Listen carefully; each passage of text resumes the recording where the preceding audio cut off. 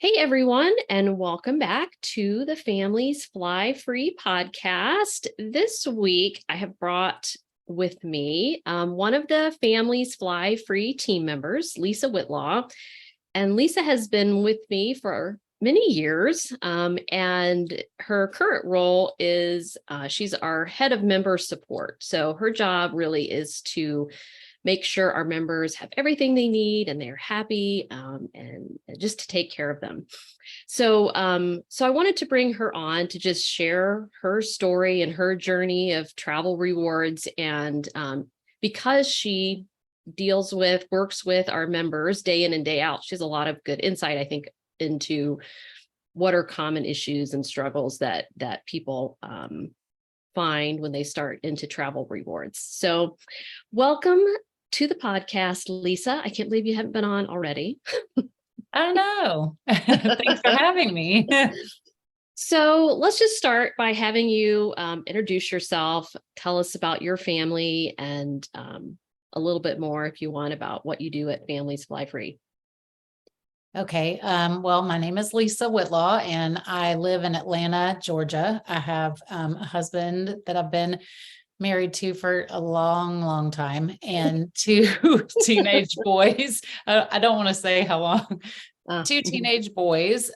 One is in college and one will be a senior this year. So do we get to still call our college age ones teenage? I guess they are. He is. He'll be 20 in January. So then I can't say that anymore. But yeah. We'll hang on to it for a minute. I'm going to hang on to it. So I've got my boys who, that's the whole reason why I wanted to travel in the first place, was to take them places. So they have gotten older and don't want to do everything I want to do now, but I still drag them along, and we have as much fun as we can have. But we're and my dog Bo. I have to always talk about my dog Bo, because I know he's sometimes on the webinars that I do by accident. He'll probably be scratching at the door here in a minute, but he's a miniature poodle and I love him very much. And he loves Lisa very much. Yes, he does. I'm his person. Yeah. And so Lisa and I, we both have boys, and they're similar ages. So I think we're going through similar stages of, you guys, they do get older and then they decide they don't want to go with you as much. So we're just giving you that heads up. If you have younger kids, take them along when they're excited. They want to do all these things. So, and they definitely get busier the older they get to, with whatever activities they're involved with. And it becomes a little bit more challenging to get away as much as you want. But yes, agree.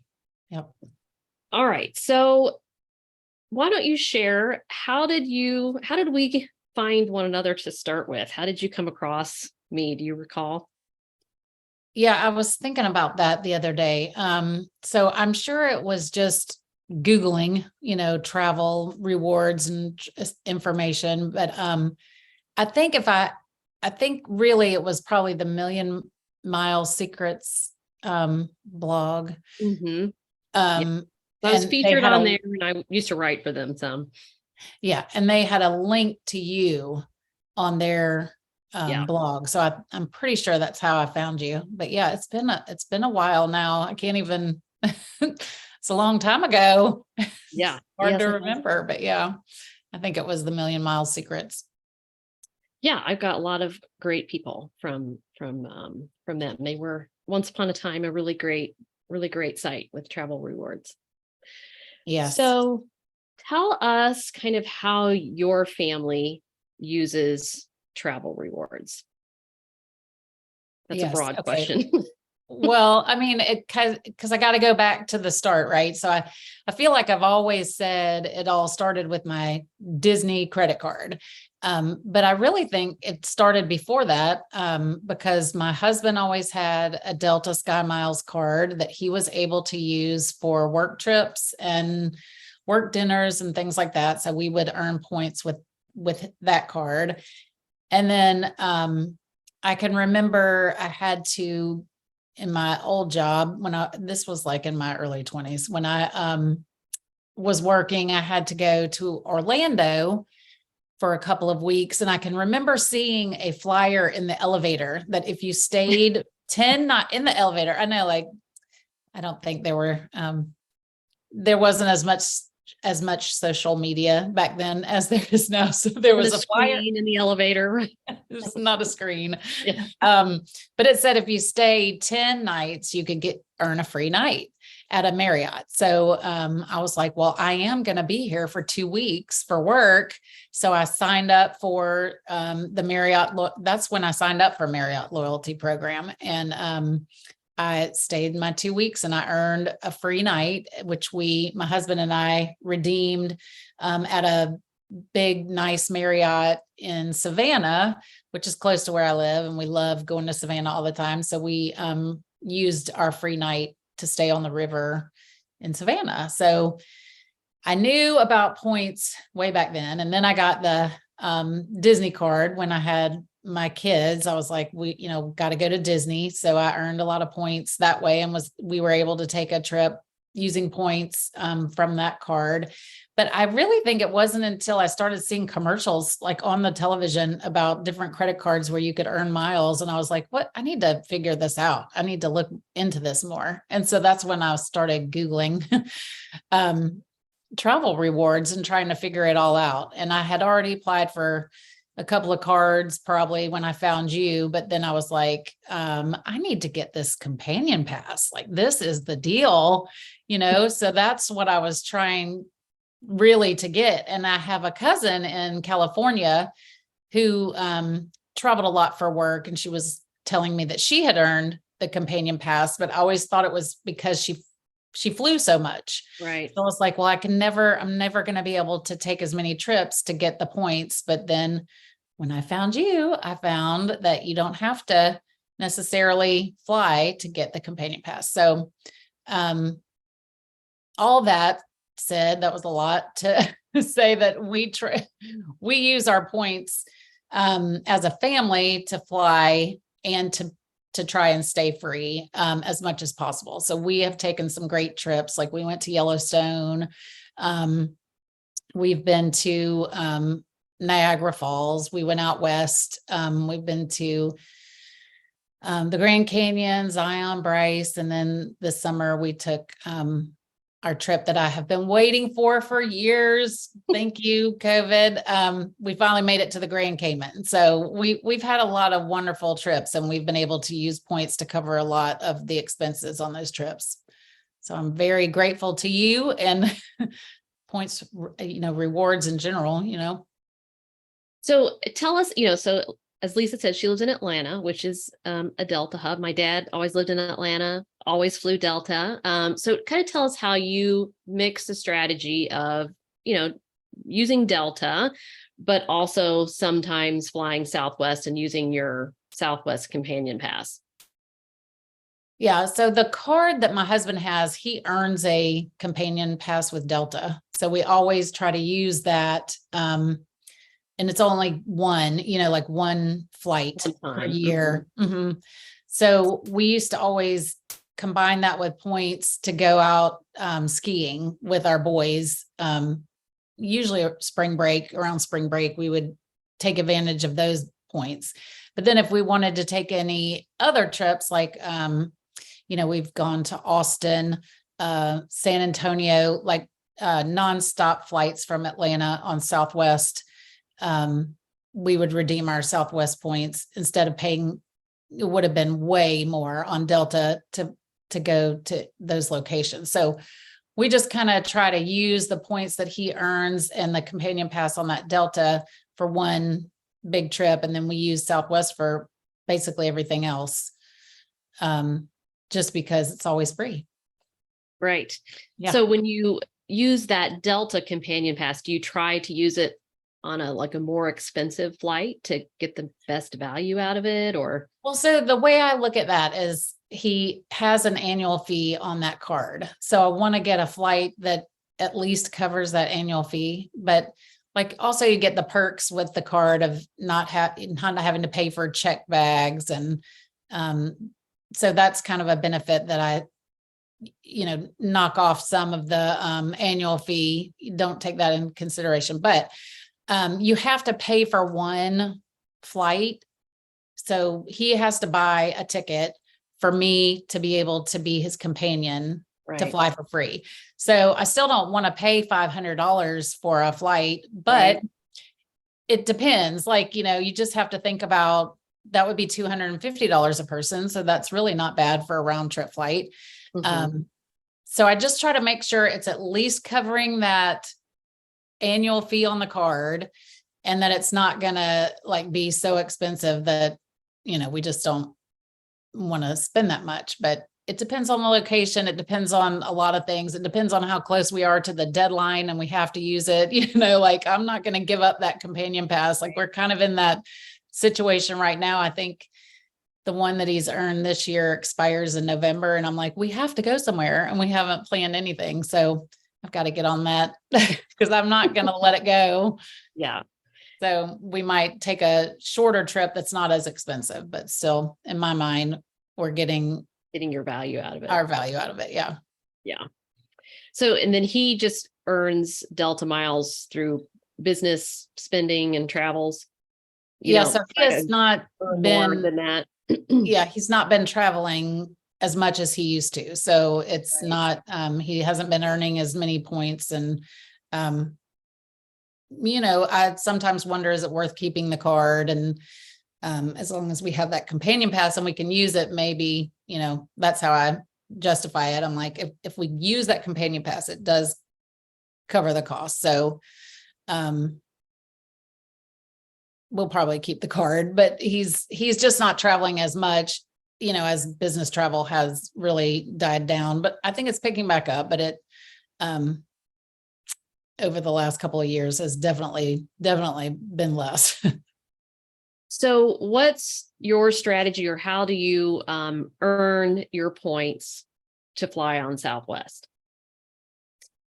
So I have done it through card applications and earn the companion pass that way. My husband is not really one to apply for a lot of cards, and so I don't have the 2-player. And that's you know, very common. Yeah. Like Yeah. that's my husband's not wild about it either, but I Right. can't get Yeah. him to do it here or there. But Yeah. But it's funny. Like I hear that from a lot of people. And then once they see what they can get, they're like, oh, okay, well, if I have to apply for a couple of cards, I can do that. But he's kind of been in that, especially the last couple of years, he and I have taken some couples trips, and he's been shocked at where we've been able to stay and where we've been able to go. And he's like, now, how much did that cost? And I'm like, it was free. It was free.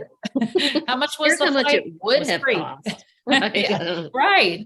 So I think he's getting closer to possibly being on board for getting a couple of cards. But most recently, I just applied for the Southwest personal card that had the big bonus at the beginning of the year. And I have been putting spend on that, but I know that's not the typical way we do it at Families Fly Free. But I also use the Chase Sapphire preferred card, and I've been able to use that for everything. Yeah. And I've been able to earn a ton of points that way. My husband also applied for that card when it was 100,000 point bonus. So we've gotten that as well. And those points I always transfer to Hyatt because they have the best redemption rates. So we've been able to stay free a lot at Hyatt's with those points. The way that we teach it, which is designed to be simple, both of you don't have to be opening. I mean, no one has to be opening a ton of cards, bottom line. And certainly if you have a situation like where one can't, sometimes we have situations where one can't even apply, right? There's ways to make it work. So even one person can do it with doing the card application. So I think that's a good point to bring up there. Since we're on strategy and miles and points, so as I mentioned, Lisa is our member support manager. And so she really works with our members all day long, every day, right? So she helps answer their questions and she's in our community, she's answering them over email, she's responding via text. So she has probably seen every question known to man. I don't know, I probably shouldn't say that, but close to it about travel rewards. So I just thought I would have you share maybe some common mistakes that you see that members make, or just common concerns, questions that they have repeatedly. Well, I know like a lot of people think that the points from Chase Sapphire Preferred get help out with the earning the companion pass, which that is not the case at all. But a lot of times when people are just getting started, it's hard to keep track of each card and what their points go toward. So it's nice to have like a spreadsheet or a tracking sheet and know which card covers what. But like the companion pass is only the Southwest cards. And then so let's all make a note of that, because that is a huge one we see people make of Chase Sapphire Preferred points do not qualify for the Southwest Companion Pass. So everyone, you heard me say that. But yeah, that's a totally common one. And just I heard the other day, I was on a podcast, on the How to Money podcast. Check that one out if you haven't. But and they were asking, about, this is a common one too. Once you've earned your companion pass points, can you spend them, or do you need to hold on to them for them to qualify? And I totally get where that question comes from too. It would make sense. You have to collect them and then hold on to them, but you don't. You just have to collect them and then you can spend them wherever you want. So they've counted as qualifying for your pass.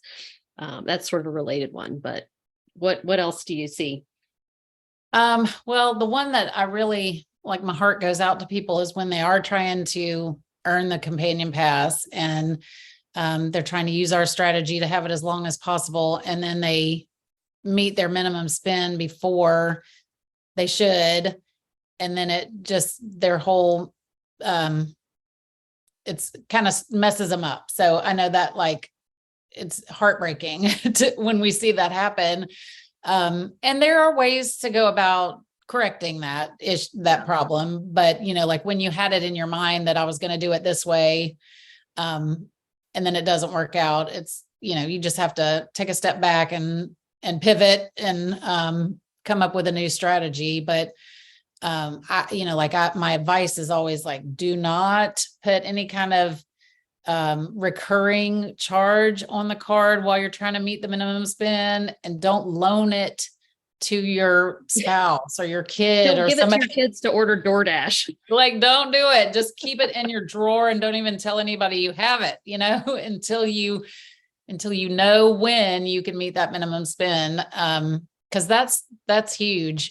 And we have seen that happen. And that always just breaks my heart. I just feel for people when that happens. So yeah. And, realize that all of us make mistakes in this, right? I mean, even those of us that have been doing this for years and all of that. And so we see, that was a big one last year. And I've seen it for years, where it's what we're talking about here is, if you're trying to earn a companion pass toward the end of the year, and this is going to air in August, so we're going to be heading into that territory. You have to either decide, do you want to try to earn a pass this year that's good through the end of next year? And if so, you need all the points this year, and you have to time if you're trying to earn points by earning a bonus on a Southwest card, those points then would need to land this year. And it's all about when you meet that minimum spend. Now, what we are usually helping people do is they want their points to credit next year. So the pass will be good next year and then the year after that. And then you have to make sure your minimum spend is not met until after a certain point in the year. So the points credit next year. And that does get trickier than I would like. And so it's really, really helpful to have us, to have an expert on your side who knows what they're doing there. Because a lot of people, even not meaning to, they think they know what they're doing there and they just mess it up. So we even had to have an emergency Families Fly Free members webinar last year in October to help people that were still struggling with this. And so I think we were able to get most people sorted. But like you said, you just have to kind of, if you've screwed up, then we just have to map out a new strategy for you. It's not the end of the world. So just realize everyone messes up, and that's a huge benefit of being a member is you have someone to help you through it.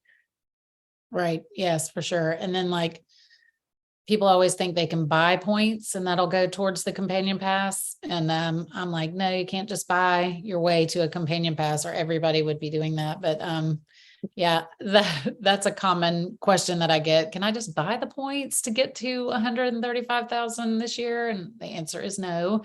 And you can't transfer points to your spouse for them to earn the companion pass. People are very creative. Like they really are like trying to find out easier ways to get this pass. But unfortunately, those techniques do not work. So but the good news is there is an easy way to get it. And all you have to do is follow our little process of how to do it. And don't do all the things that Lisa's is talking about. Right. That's where it gets complicated. Yeah. So yeah, just follow our simple system. So another one that I've seen come up here, and I think you have too recently, is people getting and I got this at the end of last year, an offer to buy your way to elite status on Southwest. And companion pass is technically an elite status, but when I say elite status, I mean they call it A-list, where you get like earlier boarding and all that stuff. And so that's a good example of like, you can get that and be like, is this a good deal or not a good deal? And you can bring it to us and then we can help you analyze, or you can post in the community, which is what one of our members did. Did anyone else get this? What do you think? Kind of a thing. And that one, at least, it seems like, oh, great, I can just buy elite status, but it was so expensive that I was like, even if I just bought A1 through 15 and early bird for my whole family for 6 trips a year, I still wouldn't spend the amount that it was wanting to charge me to upgrade to A-list. So there's always things like that, offers coming out and going, and card bonuses and offers, and so we do make sure that we are looking at those for everyone, and we're sending out alerts about them and giving you our short summary analysis of thumbs up or thumbs down on some of these things, so you don't have to spend much time on it. All right. Do you have a favorite travel tip to share? Oh, favorite travel tip. Okay. So like that has changed as I've changed, right? So I was lucky enough to have a dad who was a pilot. So I just thought that everybody traveled all the time. And I grew up thinking that, and I grew up loving to travel. So that's kind of where my love of travel comes from. But once I got out on my own and got married and was traveling with my husband, I mean, I was like a drill sergeant. Like I had an agenda. I had a list of things we had to see. We were up at 7, we were in bed at midnight. Like I was like, if we don't hit everything on the list, the trip is a failure. It was, I couldn't really adjust if the plans got messed up. So my travel tip now is to just really enjoy yourself and don't get too caught up in the plans, and just be able to pivot and realize that you are blessed to be on this trip in the first place. And if you don't hit everything on the list, just vow to come back one day and do it again. I just think that you're more relaxed and you enjoy it more when you can go with the flow.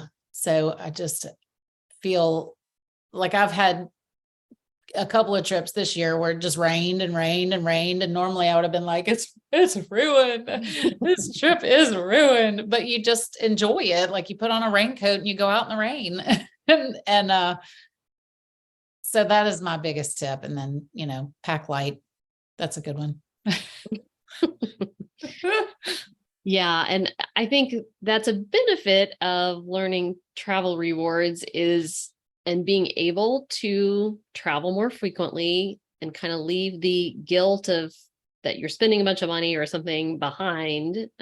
You can get more into the mindset of, yeah, we'll just come back here because there's more that we want to see, or we really Right. like it here. So we definitely have our spots that we go back to every year. I know you do too, but Florida is one of yours. So, Yes.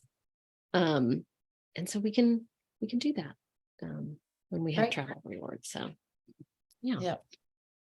And I did want to mention too that Lisa, leads some of our webinars inside a Family's Fly Free. And I also meant to say at the beginning, she is much beloved by our members. So, so if you join, you'll get to work with Lisa. And she's led webinars on what are some of the topics? I know a big one recently that was very popular was we did one on the difference between TSA pre-check and global entry. She's a really good tip on how to get a global entry appointment, but you have to join to hear that one. Right. Yeah, I think I did rental cars, something one on rental cars, and then my trip to Maine. I think I covered that, and Another one I really liked that you did was how to, I think it was, airport parking, how to save on your airport parking. yes, That was a good one that I didn't know a lot of those because in Atlanta, you have to think through that. yeah, it's the biggest airport. Like gosh, there's so much parking. There are so many different parking lots not at the airport that you can Right. use, or you can take your chances at the airport. And we don't do that anymore because we showed up once and it was full. So we book in advance and we know where we're going. So yeah, that was a good one. Yeah. On this how to money podcast that I was on, they were in Atlanta. They're based in Marietta. But they were saying, we're talking about how I try to avoid the Atlanta airport if at all possible. And they were like, why? It's pretty easy to get around. And I said, yeah, totally easy to get around. It's just all the delays because it's so busy. And we decided Atlanta needs to have 2 airports. I was like, yes, I had never thought of that. Why does Atlanta not have?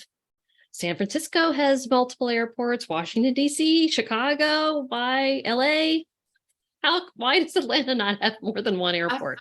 I feel like there have been conversations about getting a second airport. I mean, we do have an airport. It's more private jets and stuff like that in Chamblee.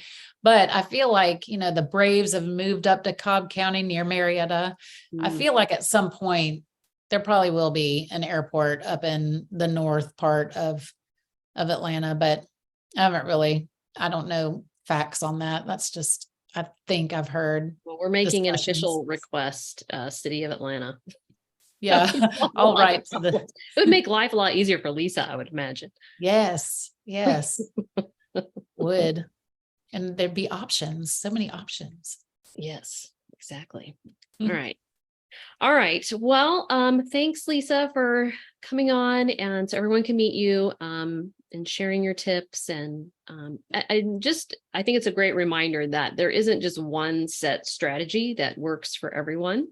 Everybody's a little different based on what's going on with their family. That they already have Delta miles, or you already stay with a certain hotel chain, or you have different priorities with no kids or kids of different ages. So it all works a little differently, and you can still employ kind of our simple strategy, but yeah, it's personal, individual for each family, I think. So, all right. Well, thanks again, Lisa, and everyone. I hope you can take some inspiration and strategies from today's podcast, and we'll see you on the next episode.